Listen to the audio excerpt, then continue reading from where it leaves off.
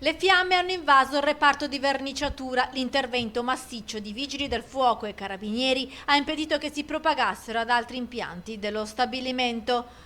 Un incendio nella notte ha coinvolto la Carraro Drive Tech di Campodarsego, sede di uno dei più importanti impianti italiani per la produzione di macchinari destinati all'agricoltura, di proprietà del presidente di Confindustria Veneto Enrico Carraro. L'allarme è stato dato intorno alle 2 di notte dal portiere dello stabilimento produttivo, che aveva ricevuto il segnale dell'avviso di incendio. Fortunatamente all'interno non c'erano dipendenti, perché il reparto chiude alle 20 e riapre alle 8 del mattino. Le operazioni di spegnimento sono durate fino alle 4. Al momento sembrano esclusi danni ambientali, considerato che il luogo in cui sono custodite le vernici ed i solventi non è stato interessato dalle fiamme.